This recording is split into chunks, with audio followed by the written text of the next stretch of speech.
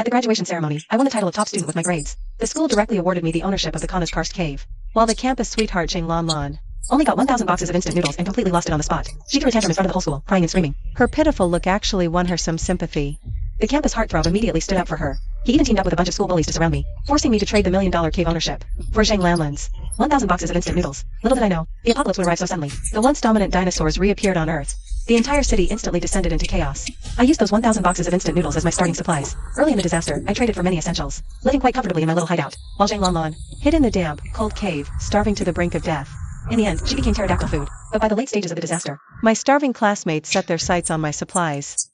They even pushed me out of the dorm, watching as the dinosaurs tore me apart. When I opened my eyes again, I was back at the graduation ceremony, before the awards were given. Ching Lan Lan's gaze at me was dripping with hatred, only when I saw her, holding her prize of 1,000 boxes of instant noodles. Grinning smugly, did I realize she had also been reborn. Everyone thought she was just overexcited from the previous disparity, but only I knew she was eyeing the most precious food supplies in the apocalypse. In my past life, I only learned that Ching Lan Lan sent a message when she was near death. She was the one who leaked my hideout's location to the heartthrob and bullies. That's how they found me so precisely to loot my supplies. Now, Ching Lan Lan walked up to me, lowering her voice to threaten me, saying this time she was the chosen one. I should just wait to die. The heartthrob, predictably, felt sorry for her, and again forced me to swap prizes, or they'd gang up to bully me. These people were truly despicable, but I couldn't be bothered with them. Once the apocalypse hit, they'd all become dinosaur snacks. The scene before me was identical to my past life, except for one difference. Ching Lan Lan, with red eyes, grabbed the heartthrob's hand and put on an act, saying, she came from the countryside, unworthy of a high-class prize like a cave. 1,000 boxes of instant noodles were more than enough for her. Every word was a provocation aimed at me. Some classmates couldn't help but wonder, why had the sweetheart suddenly changed? No more fighting. Ching Lan Lan naturally kept her mouth shut. She didn't mention the rebirth, just pitifully added, those 1,000 boxes of noodles would last her family for years. Instead, it moved all her classmates. Only I watched this clumsy performance, feeling utterly disgusted. Little did she know, instant noodles were hard currency in the apocalypse, but she couldn't hold on to them. Treasuring bites these starving people might even tear her apart alive. Ching Lan Lan came closer again. Gritting her teeth, she cursed me viciously. Your good life from the last world will all be mine. Just wait. To be eaten alive by dinosaurs. I pretended not to understand. Quickly left the scene, laughing inwardly. Surviving the apocalypse never relies on external help, but on your own skills. I could even foresee a fate in this life, still ending up in a dinosaur's mouth. And that high-altitude cliff cave, if properly renovated, would be the most badass, unbeatable shelter in the apocalypse. After leaving school, I immediately secured ownership of the cave. With the cave and my property certificates in hand, I rushed to several banks for mortgage loans. Once the dinosaur apocalypse hits, the Kana's cave's geographical advantage is innate. Apart from lacking supplies, I couldn't think of any flaws, and enough money could fill the supply gap. Time waits for no one. I had to make as much money as possible. In just one day, I secured $2 million in cash, but it was far from enough. Suddenly, I remembered tonight's World Cup final. Dragon Country would pull off a shocking upset to win the championship, with odds as high as an insane 1:200. Knowing the score, I went all in, with the World Cup score in mind. In just 3 days, I became a super tycoon, holding over $400 million in cash. Without hesitation, I headed straight to the Kana's cave, hiring the top local security and renovation team. I would turn my cave into an impenetrable Doomsday fortress, being cleanliness obsessed. I first thoroughly purified and disinfected the cave, flattening all stone walls, transforming the entire space into a polyhedral structure. Then, the outer layer was lined with thick titanium alloy steel plates, designed to withstand artillery and earthquakes. Inside, a layer of soundproof and fireproof material was added, followed by another layer of titanium alloy steel plates, repeated several times, until the designer told me my house's shell could even withstand a nuke. Only then did my security anxiety ease. With the structure complete, it was time to design the interior rooms. I installed 6 layers of doors for my shelter, each door equipped with different security measures. The outermost door was the same as a bank vault's. Fingerprint unlock. After entering, there's a small space, surrounded by electric fences, with 2 rooms on the side. One is for sheltering potential refugees, but their movement is restricted here. I can kick them out anytime. One room is my garage. The garage has a secret door leading outside. There's a hidden compartment under the garage. Inside is my secret weapons storage, fully stocked with all kinds of firearms, ammunition, and melee weapons. Behind the second door, there's a machine gun turret. Any enemy daring to break in will pay with their life here. In the 2 rooms nearby are all medicine storage areas. There's also a fully equipped operating room, with all kinds of medical examination equipment. Enter the third door. Inside is a laser cannon. Both sides are storage rooms for supplies. One side stores food, the other stores various items, all equipped with large freezers to ensure long-term preservation. Enter the fourth door. It's my living and leisure area. Both sides are fully equipped with facilities, swimming pool, gym, movie theater, billiards room, mahjong room, etc. All the entertainment facilities I can think of are installed here, ensuring my quality of life during the apocalypse. Enter the fifth door. A luxuriously decorated living area comes into view. Inside, there's a large living room and dining room. A large sofa dominates the center of the living room. The sofa is made of genuine Italian leather. I love curling up on the sofa. I also bought a big TV and a PS gaming console. Downloaded all the games available on the market. So during the apocalypse, I can curl up on the sofa and play games. I prepared 7 bedrooms, each decorated in a different style. Sunny family Japanese, classical Chinese, cave style, log cabin style, and even a spare wedding room. Following the order from Monday to Sunday. Stay in one each day, each equipped with an independent bathroom and walk-in closet to maintain sunlight. I also opened up the upper layer of the cave using optical instruments to refract sunlight into the entire room, ensuring it's bright everywhere. The last door is temporarily empty, storing construction materials, ensuring I can expand later based on actual needs. For energy, I connected the water system to the mountain spring naturally in the cave. The spring water is clear and tasty, rich in minerals, enough to meet my needs. I also installed several retractable solar panels on the mountain, ensuring power supply for my rooms. All in all, I made dozens of additional requests. By the time the final design was completed, most of the day had passed. The security company thought I was crazy. A crappy limestone cave actually cost so much effort and money, but I just dumped cash in front of them with an excavator. Everyone shut up because of the money. Then I raised the price again, demanding it be done within 3 days. After completion, I'll pay an extra 50 million bonus. Hearing the bonus amount, everyone was stunned. The boss even halted all other projects at the security company, pushing the entire company's resources into my cave renovation. After that, I ordered 1,000 cameras online, 100 to install, 900 as backups, just to make sure I can monitor everything around the clock. I also bought 2,000 of the most advanced drones on the market to ensure my control over the surroundings. 3 days later, I inspected the results. I found one problem remained, a problem I couldn't even solve with money. If someone blasted the entire mountain away, I could still be in danger. Although the safety level reached 98%, it still wasn't secure enough. Just then, a voice rang in my head. Ding. Congratulations, host, on completing the shelter construction. The Dinosaur conquest system is now activated. A bracelet appeared on my wrist. From the information in my mind, I learned I can use the bracelet to tame dinosaurs. After taming various dinosaurs, I can get all sorts of rewards to upgrade my shelter. Alright, now the last weak point is solved. After the apocalypse arrives, conquer the dinosaurs. To safeguard my shelter. 1 hour left until the apocalypse. I've completely sealed off the entire shelter. Right now, I'm lounging in the hot spring pool in a cute swimsuit, enjoying an 82 red wine. So comfortable. A satellite TV hangs in the hot spring room. I spent $500K on it during the renovation. Even 100 meters underground, the signal won't be affected at all. The clock on the TV kept ticking. The moment the time hit midnight, I clearly felt the cave shaking. The meteorites have arrived. I raised my hand and turned on the TV. Every news channel reported. Yes, outside. Meteorites hit the period. Overlapping timelines with our era. Countless prehistoric dinosaurs instantly appeared in this time. Cities across nations fell into chaos. Triceratops rampaged through streets, flipping countless cars. T-Rex swallowed humans one by one, making them its necks. A Brachiosaurus dozens of meters tall stepped down, causing mass casualties. Countries dispatched armed forces to suppress them. But the dinosaurs seemed to have evolved in this era. Humanity had never prepared for such a disaster. In an instant, human order collapsed. The chaos outside and the peace inside my cave were worlds apart. I slowly raised my glass and drank it all. Smiling, I said, this time, the apocalypse. I'm fully prepared. 3 days passed, and the world systems had completely crumbled. Due to the dinosaur rampage, most cities had their power grids destroyed, leaving the world paralyzed. But what did that have to do with me? I put on my silk pajamas, walked to my computer, and started checking. Although my fortress was nearly perfect, anything could happen. Through the cameras, I saw outside the cave. A group of small pterosaurs had gathered. For now, these pterosaurs hadn't fully evolved yet. That gave me an idea. According to the system, just put the dragon taming ring around a dinosaur's neck, and you can control it freely. If I got the chance, I would become the only human who could command dinosaurs in the apocalypse. I kept thinking about ways to tame them. Just then, my phone vibrated wildly. Official alerts popped up on the screen. Dinosaurs had mutated in this era, growing in size by 10% every day. The once human-sized oviraptors now were almost as big as a car, and they seemed to have gained intelligence, organizing themselves to systematically destroy human infrastructure. Seeing the stream of red alerts, I wasn't worried at all. As long as it wasn't a nuclear explosion, my shelter was safe. It was lunchtime.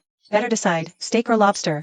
Forget it, let's have hot pot. I turned on the 100-inch TV, put on my favorite variety show, and curled up on the sofa, enjoying a steaming hot pot. Even before the apocalypse, this kind of life was beyond my dreams. Right at my happiest moment, my phone went crazy again.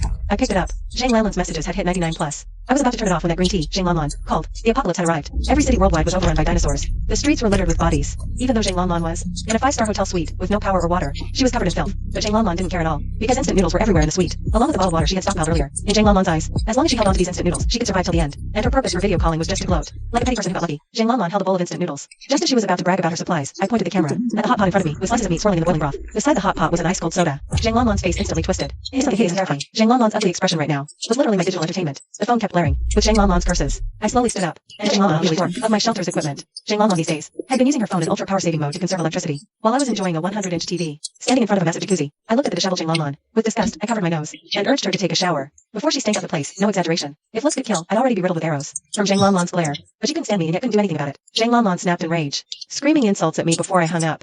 Looking at the premium wagyu in the hot pot, I couldn't help but laugh. Zhang Lanlan thought being in a 5-star hotel meant she didn't have to worry about dinosaur attacks. But what she didn't know was that in a few days, pterosaurs would start hunting, and their first targets would be high-rise hotels. The civilian-grade glass couldn't possibly withstand a pterosaur's impact, and in that desperate fight for survival, human desires would amplify endlessly. Eating fast instant noodles could become reason to tell. Zhang Lanlan, just pretty face, couldn't possibly protect her vast resources. After dinner, I took out a submachine gun from another dimension, and headed to the shooting range to practice. After all, I was just an ordinary student before. Mastering weapons was the only way to better protect myself. During training, suddenly, the alarm in the shelter went off. I looked panicked as I grabbed my gun. I rushed to the computer and saw something shocking. It was the same group of people who had renovated the cave for me. They were driving modified jeeps, armed with submachine guns, fighting a fierce battle with pterosaurs right outside my door. They were the ones who stole my cave. I knew it all too well. If the pterosaurs were driven away, I would be their next target. It was only the 3rd day of the apocalypse, and someone already had their eyes on my shelter. Although I knew that my large-scale purchases would definitely draw attention, I didn't expect danger to come this fast. There were only 2 or 3 pterosaurs left outside, and they were juveniles. They stood no chance against dozens of armed thugs, who were armed to the teeth. My mind raced frantically, trying to come up with a solution. From then on, I spent all my time in front of the monitors, observing the situation outside. I realized this group wasn't just a security company that had worked on my renovation. They were mixed with professional combatants. Not only were they heavily armed, but they were also well organized. It seemed earlier, large-scale purchases had caught the attention of local factions. I hoped these pterosaurs could hold off the invaders for me. Best case, they weaken each other, and I could take advantage to collar a dinosaur and reap the benefits. I curled up in front of the computer with a cup of milk tea, watching outside. As the gunfire intensified, blood splattered from the pterosaurs' bodies. Though pterosaurs ruled the skies as undisputed kings, their low defense was a fatal weakness. An inexplicable dread filled my heart. Just then, the gunfire outside stopped. What I saw on the monitor made my hair stand on end. 3 pterosaurs lay in pools of blood. The group raised their guns and unleashed a barrage of bullets at my door. Sparks flew as the bullets struck the alloy gate. I frowned at the monitor. What worried me wasn't whether they could break through the shelter's door, but whether there were hidden back doors deliberately left. During construction, I kept switching camera angles, inspecting every room in the shelter. As I lost myself in thought, a large face suddenly appeared on the monitor. It was the security manager, grinning maliciously. Gun in hand, he said, "Hey girl, I know you're in there." I hadn't expected the crisis to escalate so quickly. The security team outside, seeing no response from me, started making threats. They claimed to have the blueprints of my shelter. If I didn't open the door, they'd poison me through the vents, ensuring we all died together. Hearing this, I immediately pressed the button, opening the first gate. The mob outside, seeing the door open, cheered and rushed in. I knew exactly what they were thinking. As a woman, once they get in, Not only will the supplies be theirs, but I'll also become their plaything. In the end, not only will I lost, but I'll also lose my life after endless humiliation. As I opened the second door, they let their guard down. Watching them approach the third door, a smile curled on my lips. Suddenly, I slammed a red button in front of me. The sound of machinery whirred, and the second door slammed shut, trapping the invaders between the second and third doors. Then, I pressed a yellow button, and the floor of the passage instantly opened, sending the invaders plummeting down. I had anticipated invaders long ago, so some critical defensive measures were set up separately. The underground passage between the second and third doors led straight to a hidden cave in the mountains. Once they fell in, there was almost no way out. Smiling, I checked the footage from the cameras in the passage, watching them fall. To my surprise, the cave had somehow become a dinosaur nest. After the security team fell, they were all devoured by the dinosaurs without exception. Though I'd survived the apocalypse once, the bloody scene still made me uneasy. Before the leader died, he glared at the camera with a twisted face, his voice venomous. Morningstar Security won't let you get away with this. Morningstar Security was a notorious conglomerate in the city, even dealing with foreign mercenary groups. They monopolized the entire city's black market, committing every crime imaginable. But I wasn't afraid. No one could stop me from surviving the apocalypse. After the leader took his last breath, I sealed the underground passage and finished everything. I walked to the monitors and saw outside the gate, under the wings of a poisoned pterosaur, something wriggling. A baby pterosaur slowly crawling out. A wild idea suddenly popped into my head. This was the perfect chance to tame a dinosaur. With it, I'd dominate the apocalypse. Once decided, I didn't hesitate. Under the cover of night, I carried the baby pterosaur back to my shelter and put a dragon control collar around its neck. Instantly, it stopped screeching and nuzzled my feet adorably as I fed it strips of meat.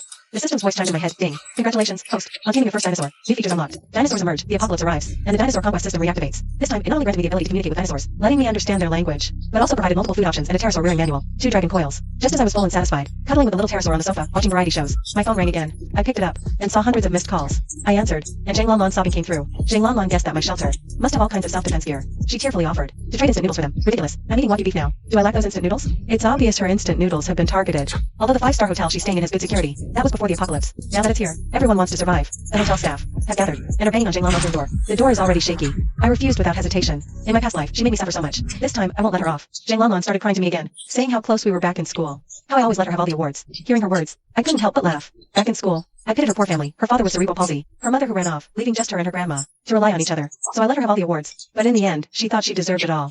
And when the apocalypse came, she stabbed me in the back. Over the phone, Jane Lanlan saw I was unmoved. She suddenly screamed hysterically and headed for the door, yanking it open, shouting that she knew a place with endless resources. To gain their trust, she handed out some resources to the crowd. They all eagerly agreed. Jane Lanlan, hearing the commotion over the phone, I knew some people never change. Luckily, Jane Lanlan doesn't know the exact location of my cave. I hung up, but my phone suddenly buzzed with a message. Jane Lanlan sent a location. It was my cave. My shelter was exposed. I suddenly remembered Jane Lanlan had installed a tracker on my phone, claiming we were the best of sisters, and since I love traveling, she could always know my situation.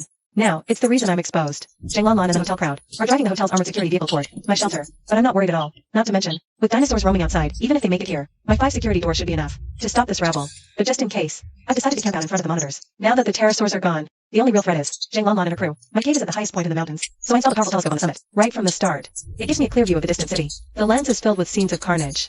Various dinosaurs are tearing through the city. A brontosaurus turns, its tail sweeping, and flattening an entire building complex. A T-Rex lowers its head, swallowing the wounded whole. Blood drips from the jaws of every dinosaur. Even herbivores like the Triceratops are stained with human blood. The dinosaurs have not only grown smarter, but they're primal. Soon, Jane Lanlan's convoy appears in my sight. To my shock, Jane Lanlan has lost all humanity. To deter dinosaur attacks, they're throwing the elderly from the vehicles as bait. The vehicles are advancing steadily toward me. It won't be long before we meet.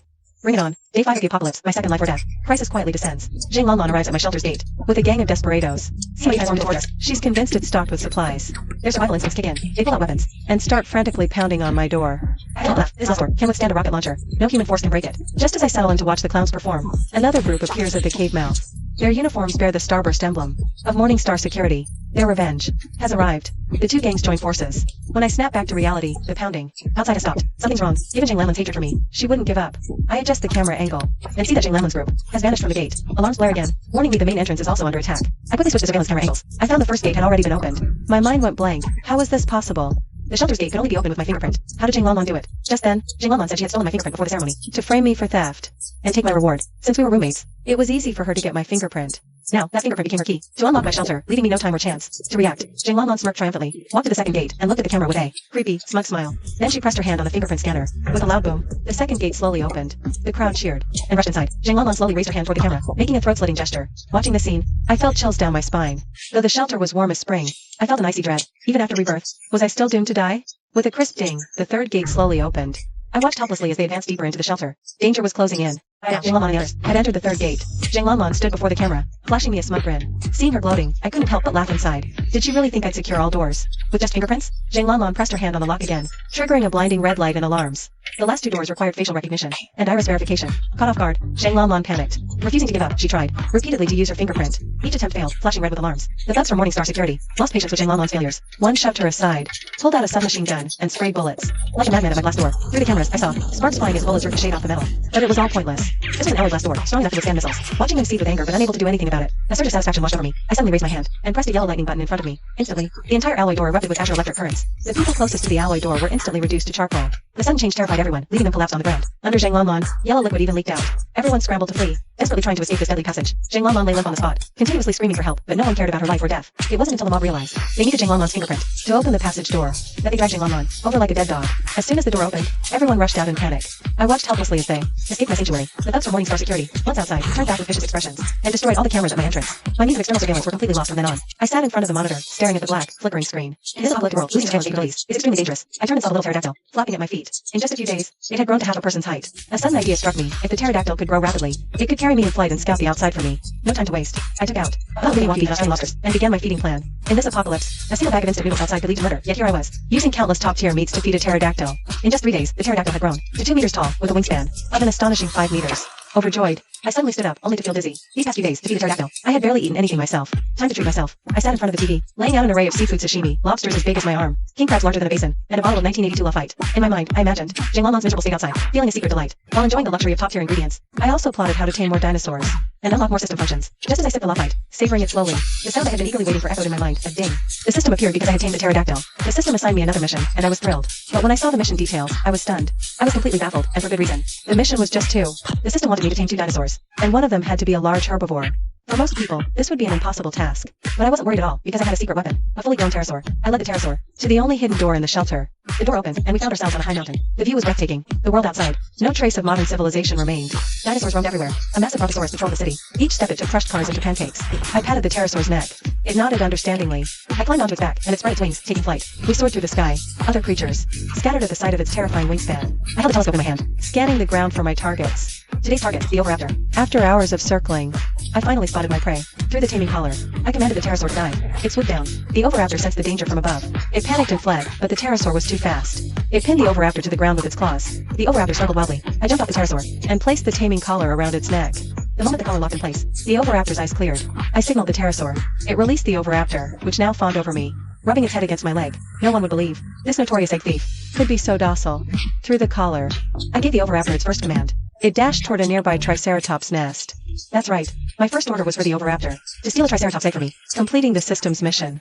Soon, the Oviraptor returned with a speckled dinosaur egg in its mouth, sprinting toward me. A cloud of dust rose behind it. I squinted and saw a horde of enraged Triceratops chasing it. The entire herd was closing in, less than 100 meters away. At their current speed, they'd reach me in under 10 seconds. Could rush right in front of me, piercing both me and the egg thief in one strike. I quickly flipped onto the pterodactyl's back as it spread its wings and took off, grabbing the egg thief with its claws and soaring into the sky, leaving only a group of furious Triceratops behind, raging helplessly on the ground. Task completed. I didn't want to stay outside for even a minute, and head straight for my shelter. After all, this apocalypse, where else could be more comfortable than my shelter? As I approached the shelter, I saw Zhang Lanlan as she is now. Zhang Lanlan, disheveled and unkempt, was following a group of thugs from Morningstar Security. These thugs were looting supplies along the way. I watched as they used rifle butts to beat a little girl under 10, until she lost all signs of life, just to seize a single bottle of water from her hands. Before the apocalypse, these people were no different from beasts. From this situation, I could also sense that Morningstar Security supplies were now extremely scarce. Once they scavenged all the external resources, they would surely turn their attention back to my shelter. After all, my shelter is their only hope for survival in this apocalypse. After the shelter, I eagerly took the Triceratops egg from the egg thief's mouth and placed it into the egg incubator. This incubator was originally something I bought to hatch chicken eggs for farming shortages. Who would have thought?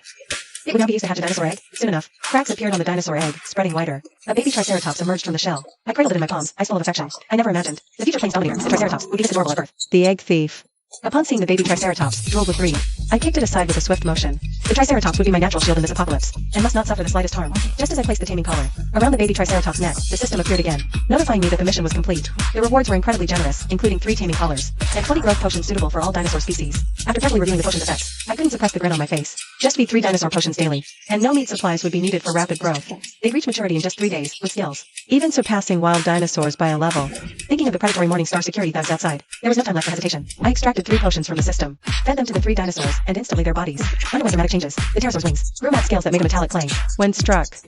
The Oviraptor's size didn't change, but its leg muscles evolved to become incredibly thick. The claws on its feet also became more curved, sharp, and constantly gleaming with a chilling light. The biggest change was the little Triceratops. It grew rapidly, from the size of 2 hands to comparable to a small SUV, its body covered in dragon-like scales. Just touching them, I knew this armor could withstand submachine gun fire, its strength rivaling ordinary alloy, and I admired the violent beauty of the 3 dinosaurs. The monitor alarm sounded again. Zhang Lanlan, this person, really has no self-awareness. Between us, it's clearly a fight to the death. Yet she still has the audacity to come begging before me. Through the monitor, I saw Zhang Lanlan, now ragged and disheveled, kneeling before the 4th door, tears streaming down her face, constantly pounding on my glass door, pleading with me to give her some supplies, so she could survive in this apocalyptic world. Beside her stood a thug, though not from Morningstar Security. He was one of those who escaped from the hotel with Zhang Lanlan. Now the thug wore a sycophantic smirk, oozing flattery. He claimed he'd been misled by Zhang Lanlan before, begging me to open the blast door, just as I to eat, and he'd be my personal bodyguard. He even risked his life to sneak Zhang Lanlan out from Morningstar Security, just to vent my anger. Seeing no response from me, he kicked Zhang Lanlan in the mouth, teeth and blood flying. I remained silent. Time ticked by, until the thug's patience ran out completely. His fake sympathy vanished, replaced by explosive rage. He cursed me relentlessly, but I still didn't respond. My cold indifference drained the last of his patience. He sneered, fine. If you won't spare even a scrap, then I'll live. First in Morningstar Security, there are plenty of powerful forces out there. As long as he spreads the word about my shelter, I'll be dead and buried without a trace. He'll let everyone know that my shelter holds at least $1 million worth of supplies. By then, I'll become the juiciest target in the apocalypse. Zhang Lanlan was crying nearby, almost to the point of shock. She knew better than anyone that if everyone set their sights on my shelter, then she would lose all her value. Only one outcome awaited her: becoming dinosaur food. At that moment, I pressed the button in front of me and said one sentence. After Zhang Lanlan and the others failed to break in and fled the shelter, the group that followed Zhang Lanlan out of the hotel humiliated her relentlessly. They kicked and punched her. In their eyes, if Zhang Lanlan hadn't boasted in front of them that she could secure endless resources, they wouldn't have abandoned the hotel to come here searching. Now, with their car out of gas, they couldn't go back, and Zhang Lanlan became the target of their rage. Fearing they might kill her in their fury, Zhang Lanlan knelt before the Morningstar Security team, her delicate frame perfectly showcasing her feminine curves. Thugs mesmerized by Zhang Lanlan, and they drove the hotel group away. Zhang Lanlan thought she finally found a protector in the apocalypse. Little did she know, to these men, she was just a plaything, a toy with no rights. That's why, when I sent the terrors are back, I saw that scene unfold. I told the 2 of them to stay in the passageway, and I'd provide them with regular food supplies. Their expressions instantly lit up, and they agreed without hesitation. They became even more convinced that my biggest fear in the apocalypse was exposure. The news that I had massive supplies. They smugly thought they could leech off me for life. But really, they were just on my headline, because I knew all too well that the shelter secret would get out. Even though I could control dinosaurs, I still needed more preparation. When the Morningstar Security team attacked again, Zhang Lanlan and the other would be the first cannon fodder to defend my shelter. The supplies I gave them were essentially their property. When delivered through the special passage, the 2 were overjoyed. Kneeling on the ground, facing deep into the shelter, they counted repeatedly in gratitude, making all sorts of promises, saying they would obey my every command and serve me faithfully from now on. Then, they eagerly tore open the packaging with their hands, stuffing the dumplings mixed with filth into their mouths. A look of utter satisfaction appeared on their faces. In the face of the apocalypse, Zhang Lanlan finally completely tore off the disgusting, pretentious facade she held before the apocalypse. This kind of limp meat dumpling was something I originally bought to compost for growing supplies during the apocalypse. Now, letting these 2 dogs have it cheap is still making the most of it, and I could only sit in front of the monitor in my silk pajamas, enjoying my delicious taro bubble tea. After finishing, they were clearly left wanting more. Zhang Lanlan knelt beneath the camera, pleading with a pitiful look, begging me to give them more supplies. After a long while with no response from me, the 2 huddled in a corner of the passageway, starting to whisper secretly. Zhang Lanlan thought that as long as they were away from the camera, I wouldn't be able to hear what they were saying, but what they didn't know was to monitor the entire shelter in real time. I had installed hidden listening devices in all the passageways. Right now, they might as well be scheming right in front of me. I heard Zhang Lanlan tell the thug that all this was just enduring hardship to achieve a goal. After they gained my complete trust later and entered the shelter, then the supplies, water, and the entire shelter would be theirs. Even more, to stir the thug's desires, Zhang Lanlan fully disclosed my measurements and appearance, promising to give me to the thug as a plaything when the time came. But they could never imagine I am the hunter. Reborn in the apocalypse, I swore not to be a saint. Night fell. I adjusted the temperature in the passageway to 10 degrees Celsius. Zhang Lanlan and the other were freezing, curled up in a corner of the passage, shaking like a leaf. In this situation, I believe they no longer have the mind to scheme for my shelter. Whether they can even live to see tomorrow's sun is unknown. The thug simply couldn't stand the cold anymore. He suddenly erupted, knocking Zhang Lanlan to the ground. He stripped off all of Zhang Lanlan's clothes to put on himself for warmth. Zhang Lanlan was left in only thin underwear, kneeling before the thug, begging him to give her back a piece of clothing so she wouldn't freeze to death. The thug was completely unmoved, faced with life and death. Zhang Lanlan also stopped caring about dignity. She pressed her naked body against the thug, trying to use her body to gain a shred of pity, just to survive the night. Meanwhile, inside the shelter, I'm lounging in silk pajamas, happily eating ice cream. The AC is set to 28 degrees. All this because I stockpiled massive supplies from the start, ensuring I live more comfortably than before the apocalypse. The cavern space is immense beyond measure, almost like a small city. Before the apocalypse, I hoarded vast supplies, including fuel. I never worry about electricity. Aside from limited mobility, this shelter meets almost all my needs. Lying in bed, I scroll through my phone, checking the news. Many media outlets have vanished. Only scattered rumors remain. Some say they've seen second evolution dinosaurs. Others predict officials will soon take strong measures to wipe out the dinosaurs completely. But no one knows the dinosaurs will keep evolving until, aside from heavy armor-piercing weapons, few firearms can harm them. I lose patience, soon falling into a deep sleep. The next morning, I make breakfast as usual. On a whim, I whip up a sandwich, eating while watching a human nature film. Suddenly, I feel a strong interest in this human experiment. I grab a steak and a bottle of red wine, delivering them to Zhang Lanlan and the other. I'm curious, faced with the apocalypse, will the result of this experiment change? In my past life, Zhang Lanlan caused me to be devoured by dinosaurs. The agony of flesh torn is etched in my bones. This time, I won't let Zhang Lanlan die so easily. I'll make her experience true despair. After last night's freezing torture, their lips are purple. The beef and wine I provide are perfect for restoring body heat. At the sight of supplies, they go wild like rabid dogs, eyes bloodshot. As they prepare to fight over the food, I speak. My voice freezes them in place. Motionless, they now realize last night's cold was my doing.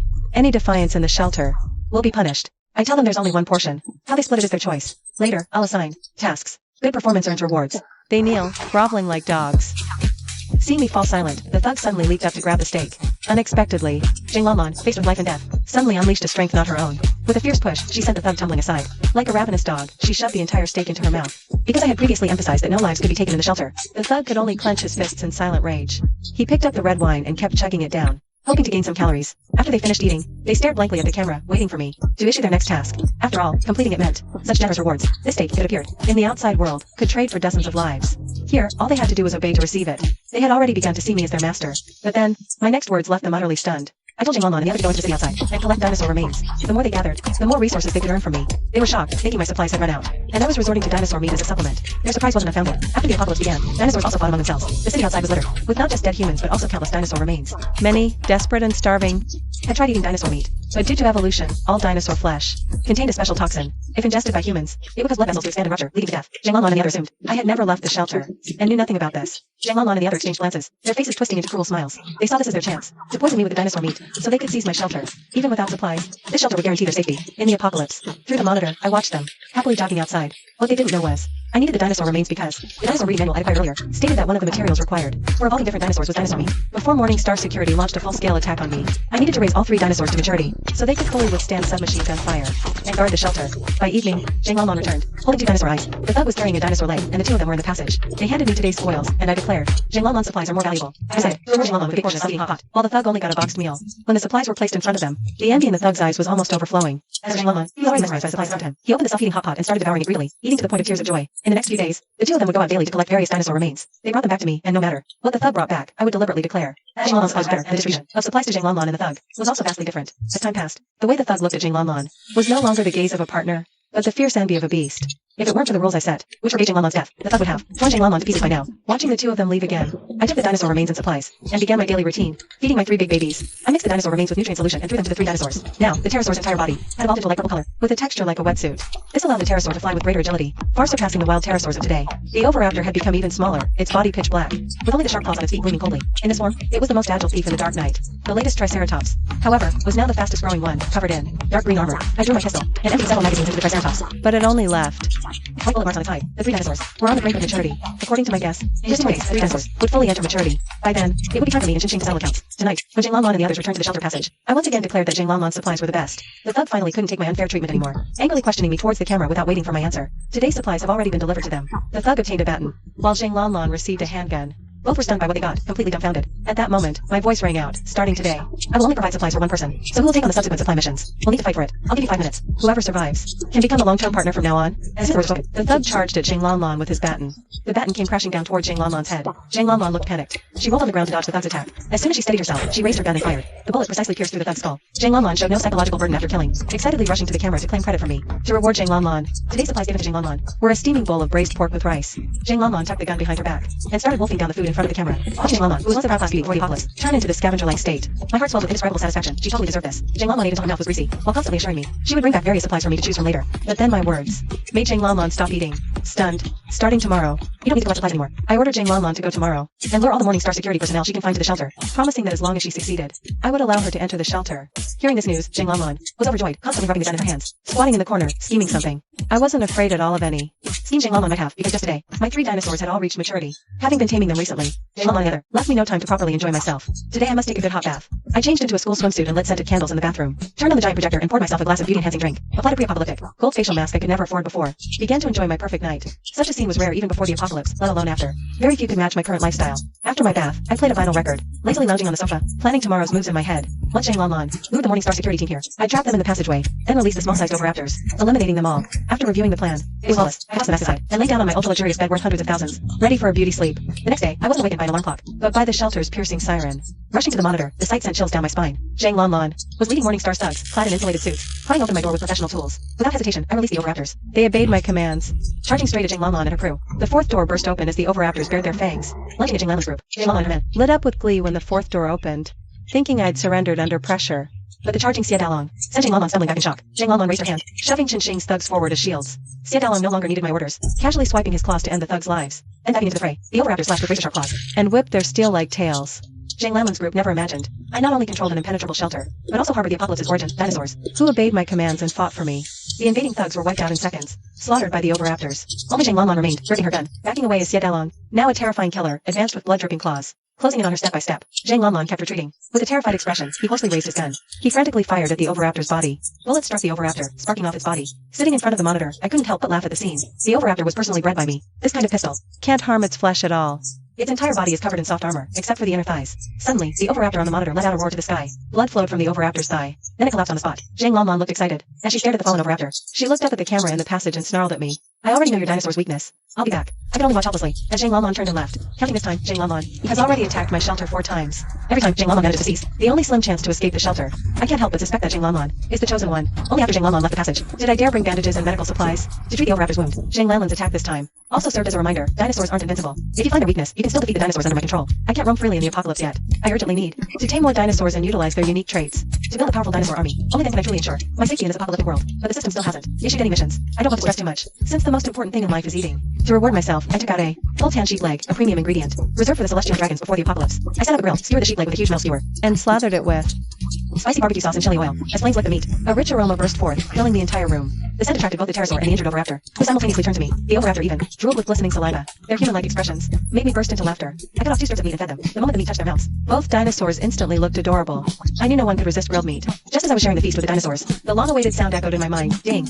Host, please tame an adult large carnivorous dinosaur. Completing this task will reward you with an extremely rich system reward this time. Tame a large, mature carnivorous dinosaur, and the system will reward me with a dinosaur-specific teleportation gate and a post-maturity dinosaur training manual. According to the system's description, after reaching maturity, the ultimate form dinosaur will be incredibly powerful, even capable of withstanding RPG rocket launchers with its bare body. The dinosaur-specific teleportation gate is also something I desperately need right now. Previously, I sent Oviraptor to deal with the attack from Zhang Lanlan and the others, not only because the Oviraptor is a small carnivorous dinosaur with sharp teeth and claws, but also for a most crucial reason. I originally made the passageway extremely narrow to prevent dinosaurs from entering, which has now resulted in large dinosaurs like the Triceratops, having grown inside the shelter, being unable to exit through the passage after reaching maturity. The only way out is by the cliff face reserved at the back door, to be carried out by the pterosaur. I kept pondering in my mind, searching for carnivorous dinosaurs nearby that meet the conditions. Suddenly, a burst of static electricity sound came from the broadcast station, followed by a man's voice announcing to the entire city. Starting today, we, the Azure Dragon Group, officially take over. Morningstar security is now history. Everyone, if you want to survive, then prepare your supplies and wait for us to come collect them. The words Azure Dragon Group exploded in my mind.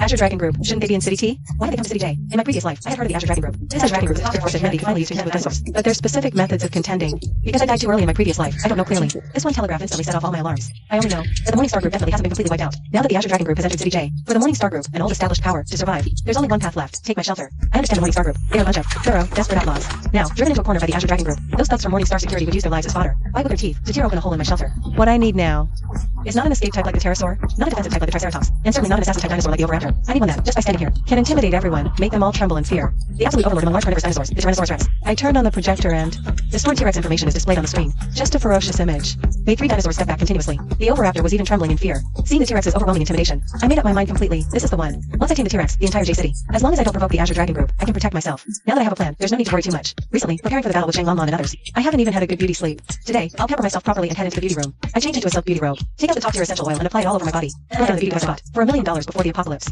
Under the blue light, my whole body feels warm and cozy. Every cell is being nourished. Under these living conditions, I'm confident that even in the shelter, surviving for over a decade won't cause significant aging. By the time the apocalypse ends, I'll still be gorgeous. My mind keeps thinking, how to subdue the T-Rex? Intimidation definitely won't work. Should I lure it with roasted lamb legs? The dinosaur apocalypse arrives. The city is completely surrounded by dinosaurs evolved to maturity. Modern facilities are entirely paralyzed. The entire Blue Star has regressed to primitive society at the fastest speed. Dinosaurs have once again become the rulers of Blue Star. Thanks to the system, not only do I have the safest fortress in the apocalypse, but I can also control dinosaurs. Today, I'm going to hunt the most ferocious ruler of dinosaurs, the T-Rex. I armed myself to the teeth, wearing a bulletproof vest, carrying the micro submachine gun. Before setting off, I roasted a whole lamb and hung it on the pterosaur. My plan is to use the roasted meat to attract the T-Rex's attention. While it's eating, I'll place the taming collar around the T-Rex's neck. If this plan succeeds, I won't have to worry about the desperate counterattacks from Morningstar Security against my shelter. The pterosaur carries me, circling in the air for an entire day. Finally, as the sun sets, we find the T-Rex hunting for food. This T-Rex has already evolved to maturity. Just looking at its twisted and powerful muscles tells you how terrifying its attack power is. But this T-Rex probably hasn't had a successful hunt for several days. Now, on the plains, its running steps seem slightly sluggish. But now isn't the best time yet. Wait until the sun completely sets. T-Rex's vision is impaired at night. That's my prime hunting time. On the pterosaur's back, I use the taming collar, issuing commands, waiting for the hunt after sunset. Finally, the sun sets, night falls. The T-Rex stops, lies down to rest. Right then, I pull out a mini submachine gun. Aiming at the T-Rex, I pull the trigger. Muzzle flash tears through the night. Bullets hit the ground beside the T-Rex. It jolts up, scanning its surroundings, searching for the threat. I'm not stupid enough to attack the T-Rex with a gun. I just want the gunfire's flash to grab its attention, lure it somewhere with fewer dinosaurs. Otherwise, if other predators are drawn in, the night won't be my chance, but my funeral. The pterosaur's collar flashes red, confirming my command. The pterosaur flies low with me. I keep shooting the ground in front of the T-Rex. The flashes draw its focus. The T-Rex roars, chases us. I keep the pterosaur flying low, ensuring the T-Rex sees us but doesn't lose hope from being unable to attack. As the T-Rex slows down, I tear off a roasted lamb leg, hurl it back. It hits the T-Rex's head. Its nostrils twitch, instantly hooked by the scent. It swallows the leg whole. The rich meat aroma fully ignites its hunting instinct. It charges again. Seizing the moment, I throw a whole roasted lamb to the ground. The T-Rex stops dead in its tracks, completely focused on the feast. Ignoring our approach, I guide the pterosaur closer above the T-Rex, confirming it's totally unaware of me. I leap from the pterosaur's back, taming collar in hand, landing on the T-Rex. I'm about to tame this land titan. The moment I land on its back, the T-Rex surges up. My hands grip its neck tightly. Its neck is so short, it can't turn to see its own back. I hold my breath, dead silent.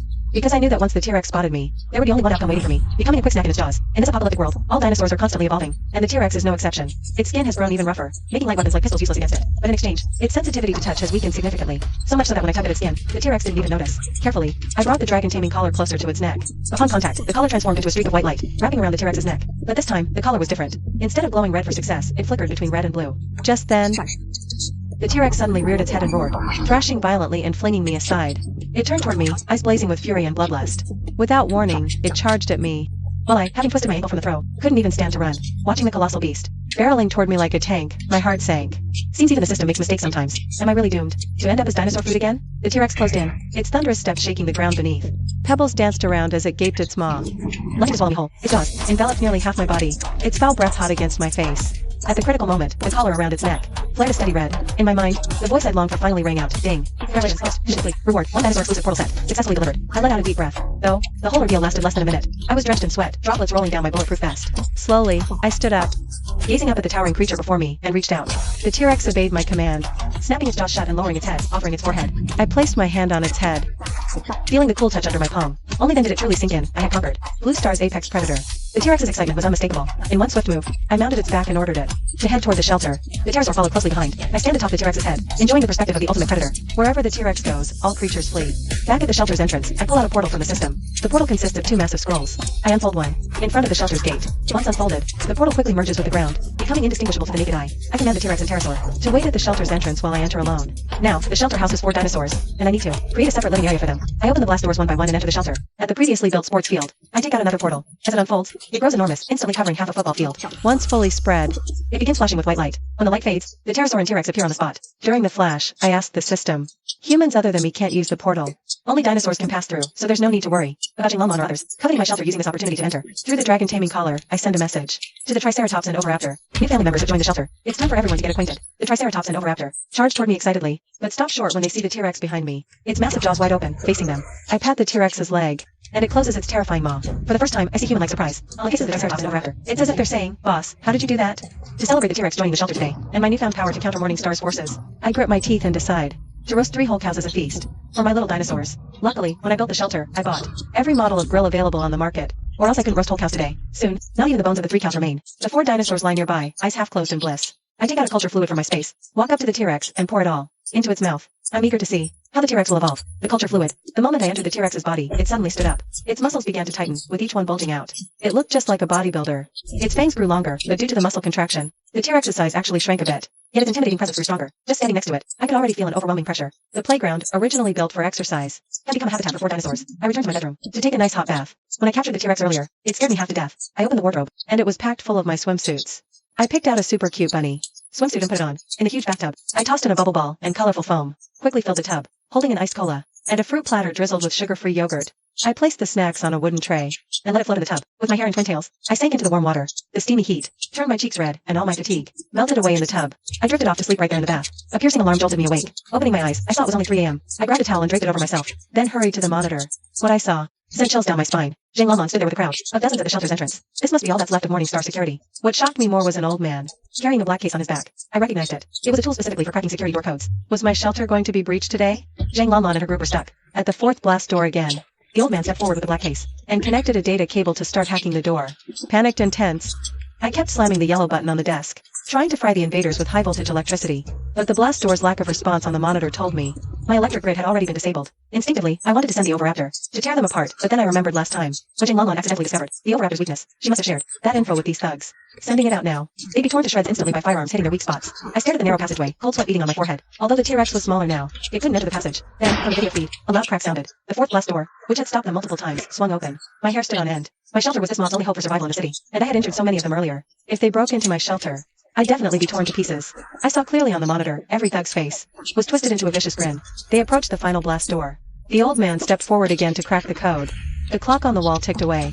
Sweat dripped steadily down my face. I sent a command through the Dinosaur control collar, ordering the Triceratops to quickly block the first blast door. I hoped its mature armor could withstand this mob's attack. With a professional's help, my final blast door slowly opened. I faced my biggest crisis since the apocalypse began. I walked to the Triceratops and patted its head, commanding it to hold for 10 minutes. Then, via the teleporter, I arrived outside the gate, ready to eliminate all these thugs and avenge the Triceratops. The Triceratops endured the pain, lying still. I quickly put on body armor and ran to the dinosaur habitat, issuing commands to the 3 dinosaurs. I mounted the Oviraptor. A flash of white light, and the 3 dinosaurs and I appeared at the shelter's entrance.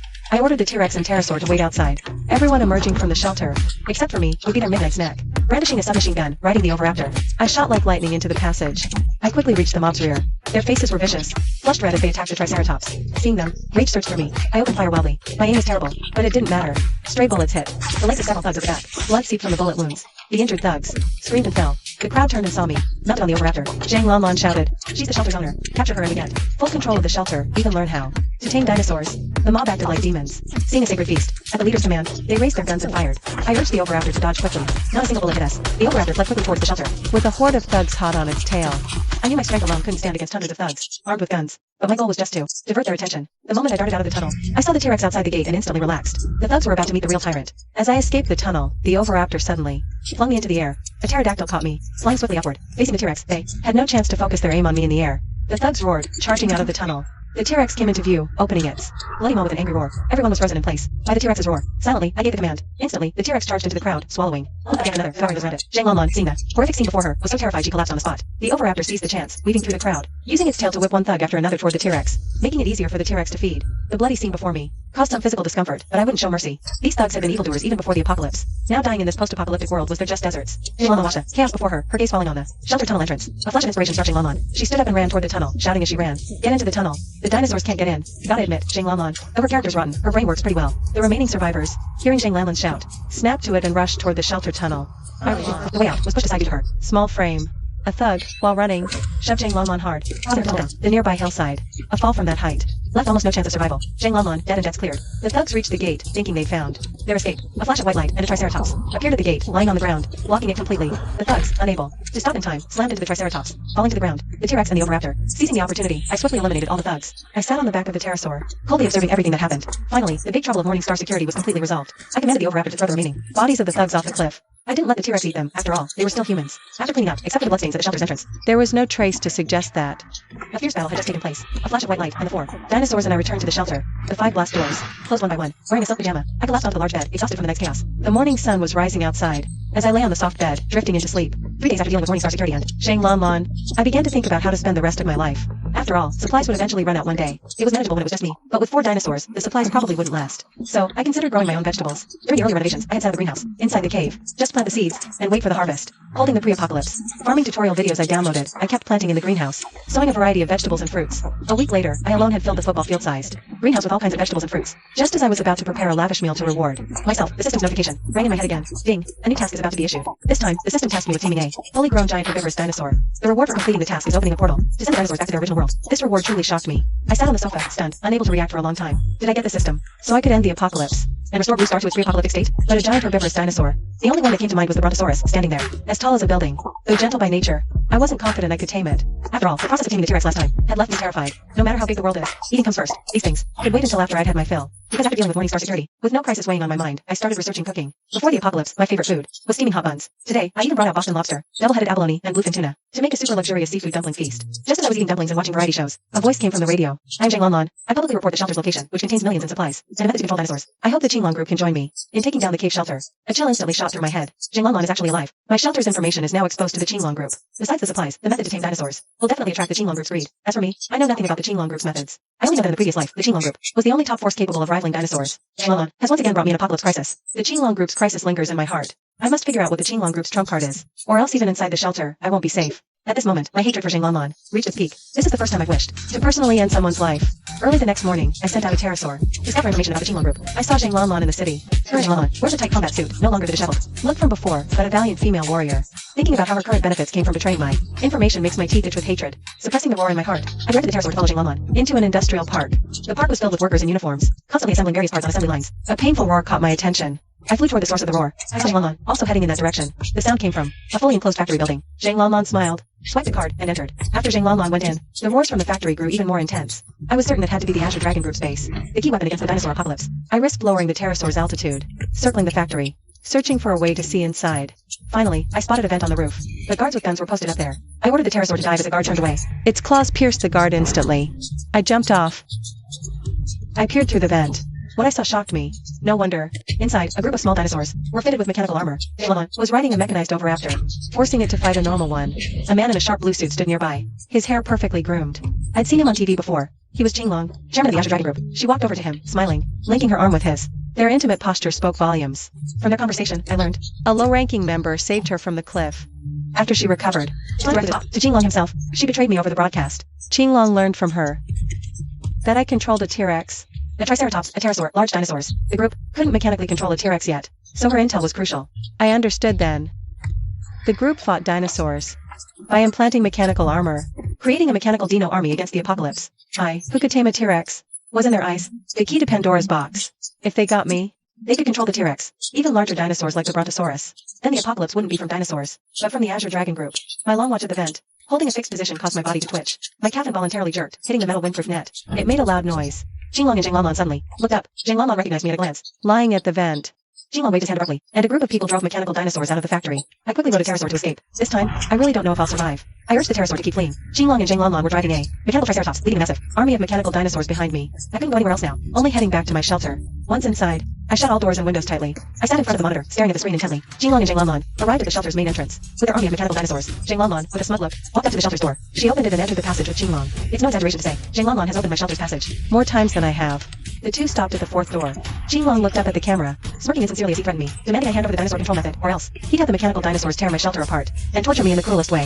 Zhang Lanlan kept taking him on, telling Qinglong not to waste words on me. All supplies would belong to Qinglong Corporation, and I'd crack under torture, revealing the dinosaur control method.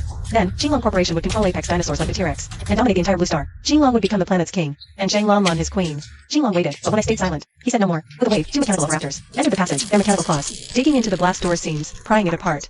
The once indestructible blast door was torn open. Outside, more mechanical raptors kept pouring into the shelter's passage, until they reached the fifth blast door. When four mechanical egg stealers stood at the door, I knew clearly. My manageable orders in the apocalypse was about to fall. All my survival resources and supplies were in this shelter. If I left, I wouldn't last a week in the apocalypse. But facing life and death, nothing is too precious to let go. Survival comes first. Thinking this, I grabbed my tablet, which could remotely monitor all cameras inside the shelter. I rushed to the dinosaur habitat and hung the emergency supplies. I prepared to hear Zhang Lanlan's broadcast around the pterosaur's neck. Through the tablet, I saw Zhang Lanlan's group slowly opening the final blast door. Now the shelter entrance was empty. I commanded 4 dinosaurs to follow me through the portal. Hitting the shelter, clearing the entrance, the pterosaur immediately flew me away while the other 3 dinosaurs ran outward as ordered.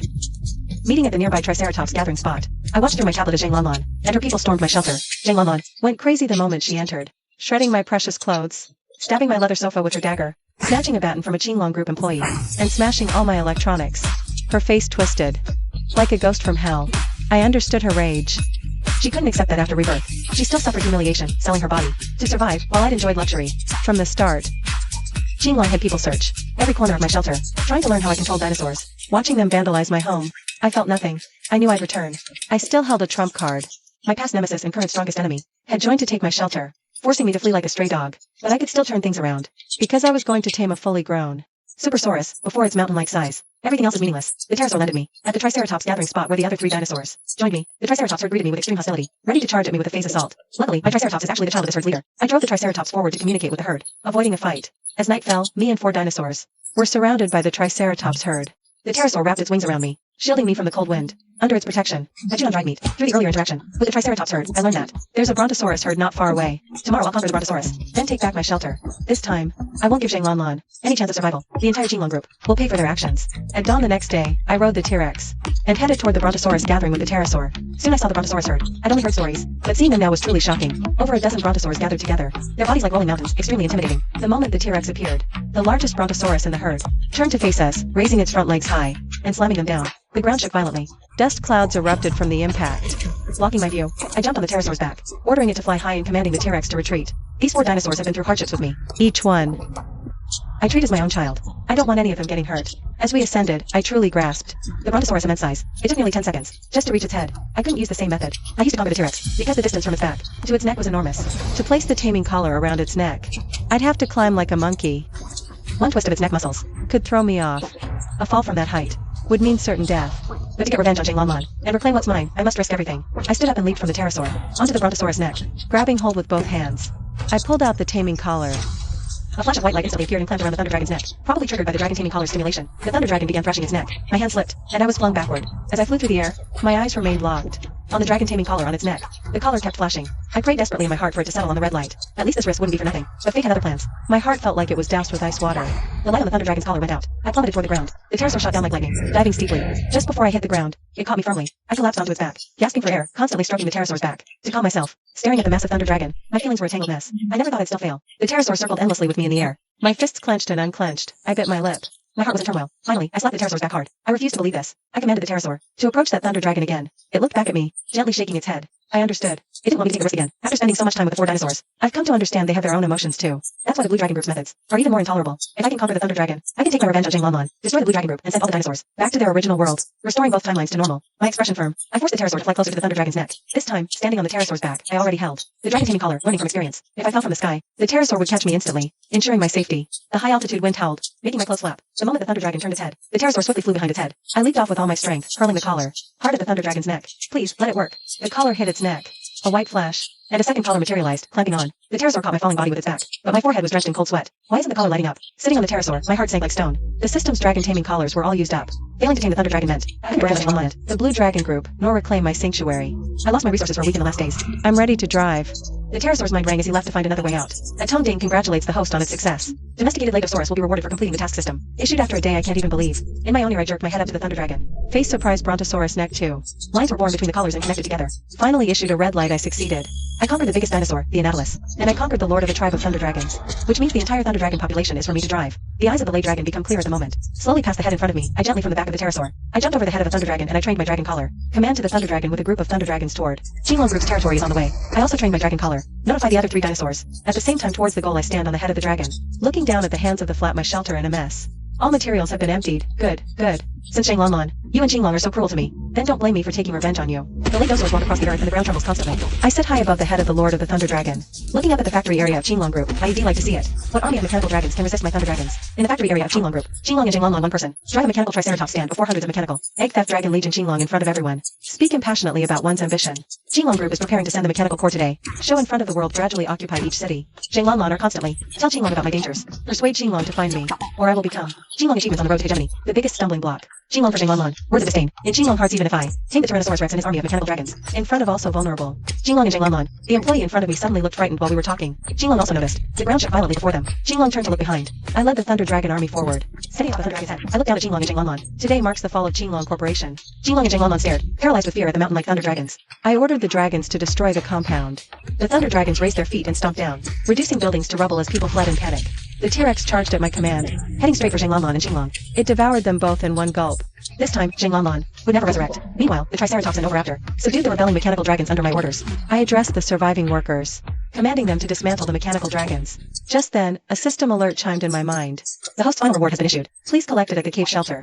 After wrapping up Qinglong Corporation's affairs, I returned to the cave, with the dinosaurs. The portal before the cave vanished in a flash, merging with the dinosaurs' colors. The system notified me that the last gateway to the dinosaurs' original world was the shelter I'd prepared for them earlier. There was no longer any limit to the taming collars. Any dinosaur I collared could now be sent back to their world directly.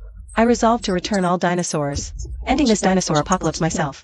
Both worlds would be restored. But first, I needed a proper meal after days of dry rations. I cooked braised pork and scrambled eggs with tomatoes, devouring 2 bowls of rice. Over the next 7 years, I traveled the world, with the dinosaurs fitting each species, with taming collars. Dinosaurs dwindled globally, society regained order, and civilization rebuilt. One morning, I received an official notice. All dinosaurs would vanish within a month. My mission was nearly complete. The authorities rewarded me generously. I used the funds to renovate my damaged cave shelter. Somehow, nowhere else felt like home. It brings me the greatest comfort, even though it will no longer offer shelter, but I still consider it my home. I thought this crisis was over, but one morning a week later, I woke up freezing from the cold. I turned to check the temperature, and it had already dropped to minus 20 degrees, still falling rapidly. The radio announced, the extreme cold apocalypse has arrived. What? The world has plunged into a frozen doom once again. Can I survive this one time?